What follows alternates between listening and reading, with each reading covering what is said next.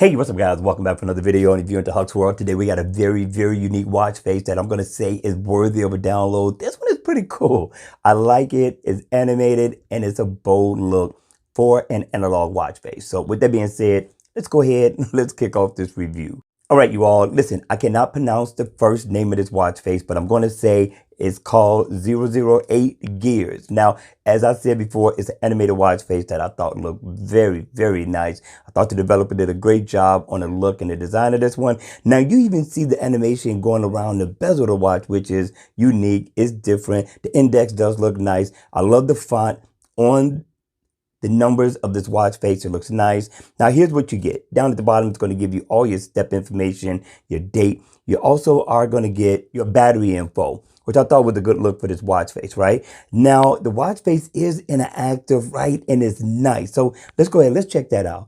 First, if I tap right here, I will be able to go in and set a favorite. You got 4 places to do so. Those three dots, and also you get these 3 dots. So you got 4 places in which you can customize this watch face to the max. All right. So if I tap here, I will be able to go into my heart rate information over here, my weather. So everything you need within a watch face is right here for you.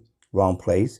Tap right here. You'll be able to go into your text messages. Same thing over here, which I thought was pretty cool for a watch face, right? But the whole overall design looks nice. Now, down here in this window where you got your step information, if you double tap, you will be able to change the color theme of this one to tie into whatever it is that you may have on for the day, which I thought was pretty cool. It really looks nice in person. I thought the developer did a really good job with the colorful theme, right? Because it's very bright, it's very vibrant.